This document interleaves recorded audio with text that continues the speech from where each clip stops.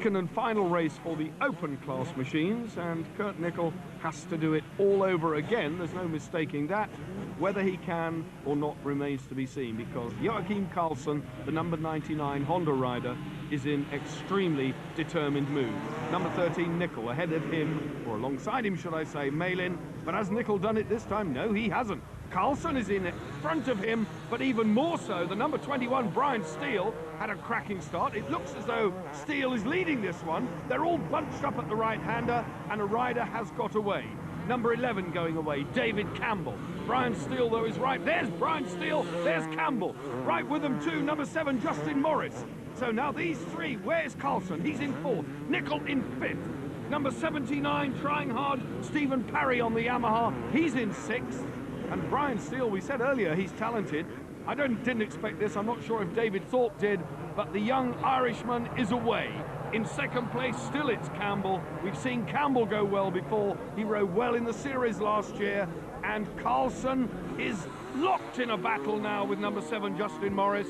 Honda versus Honda, and I'm not sure, David, which one's going to get the verdict. That's right. These two riders are RWJ team riders, and there's obviously no team orders in this race. They're actually fighting for every single inch of the track. Well, the 250s, or the majority of these bikes are 250s. Kurt Nickel, number 13, riding a big KTM. He is still in 5th, but the man he has to beat, Karlsson, number 99, the Swede, is going well. Nickel is going to have his work cut out, there's no mistaking. Look at those big ruts. Oh, dear me! That was almost curtains for Justin Morris, who threw it sideways.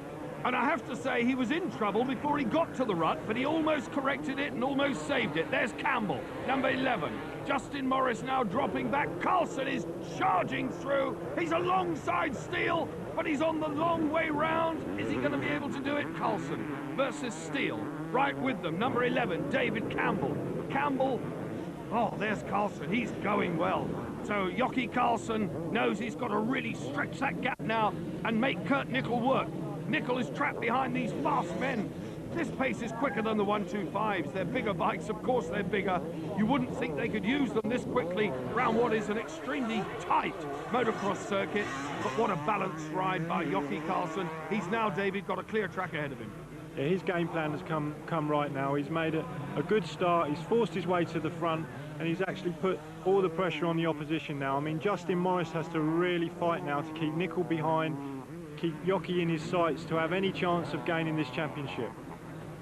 What's more significant, number 7, Justin Morris, came into this final race just 4 points behind Karlsson, so he has everything to play for. That man in your picture now, just 4 points.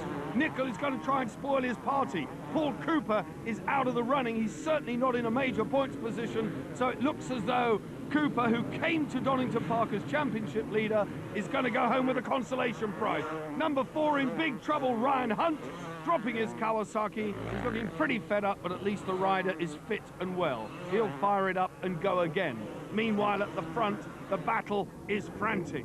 There, Justin Morris, number 7, ahead of him. Well, Brian Steele, I take my hat off to him. I've not seen the young man ride like this before, and I suspect he's got a very bright future. Brian's riding very well. He always makes a good start, and when he does make a good start, the first half of the race, when he's fit and strong, he will give Justin a very good fight. What this will mean, of course, it'll make things extremely difficult for Kurt Nickel, who knows that his championship chances are evaporating by the minute here at Donington, because the man ahead of him, Brian Steele, is stopping him getting to grips with Justin Morris, number 7, who is high in the air. Justin Morris, very stylish, very spectacular young rider. There he is, as if called to cue, he performs for us. Nickel is past Steele, a little shake of the fist. You've let me by eventually. I think that's what he was saying, David.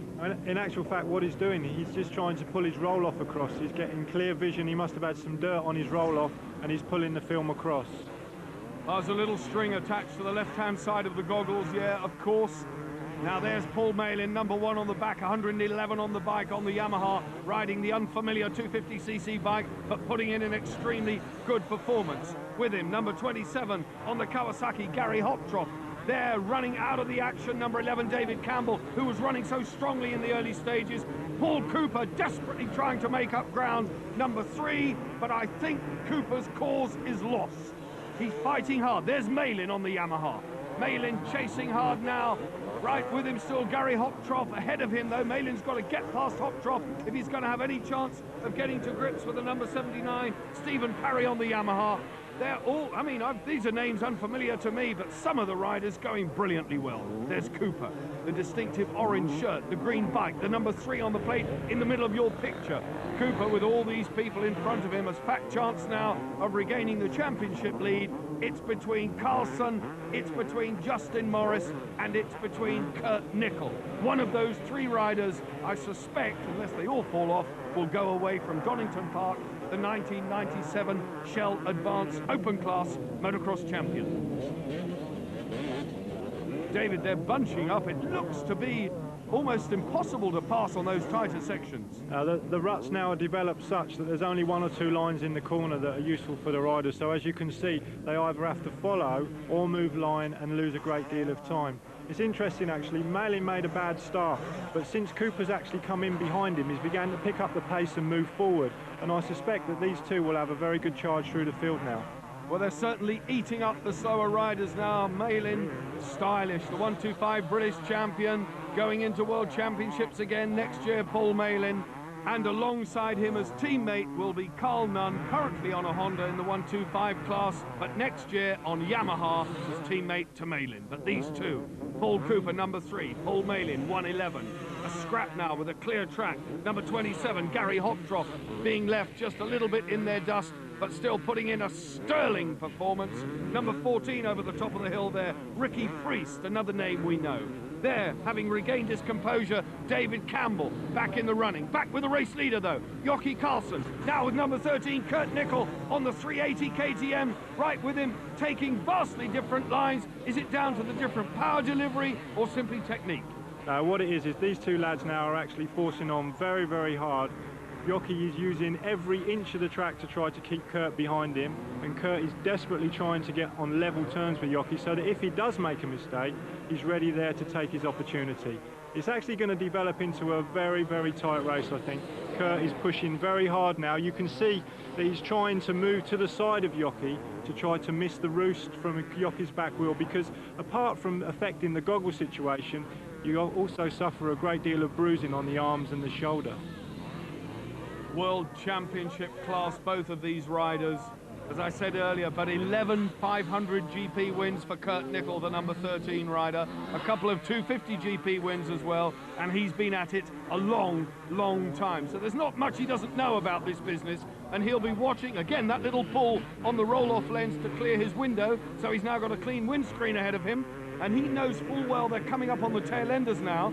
The tail enders just might not know that the fast men are coming round, and this might present the opportunity to Kurt Nickel he's been waiting for. He'll be looking. How's Carlson going to handle this situation? Is he going to go right or left of the number 71? Howard Stansfield, 71. Carlson on the inside of him. Stansfield knows he's there. My question to you, David, how did he know he was there? How do they know the quick men are coming? Jockey will be very vocal right now. In fact, he'll be shouting and telling the rider in front of him that he's trying to get through, and hopefully, and always hopefully, they hope that they move over and let them by. In fact, Ryan Hunt now, he'll have a quick look over his left shoulder to see Kurt coming through as well, that's right. So he can just get on with the race now. They're away again, clear track ahead of them, into the closing stages then of this second and final 250cc leg. Carlson is heading for victory. Nickel equally determined to grab the checker. Oh, there's a chance gone for Kurt Nickel. That was almost into the railings, and with it has gone any hope, I think, of catching the flying Carlson. A split second, late in the race, absolutely nothing he can do to regain his composure. A terrific win for the Swede. Kurt Nickel chased him all the way. Herring almost a minute behind him. Well, there's a rather abrupt end to our coverage from Donington, but I think we saw the winners across the line anyway. Dave Thorpe and Barry Nutley, our commentators on that motocross at Donington Park. Let's just underline exactly what happened. Here was the result at Donington Park. Can we give it to you? And there it is, Joachim Carlson winning the open class from Justin Morris, Paul Cooper, Kurt Nickel coming in 4th, Rob Herring, Gordon Crockart 5th and 6th. Those are the important details. Apologies for hitting the rewind button just a little too soon. Now, our main action of the afternoon is the European Grand Prix Gymnastics taking place this afternoon at Kelvin Hall in Glasgow. There's an entry there that includes the Olympic and world champions Svetlana Korkina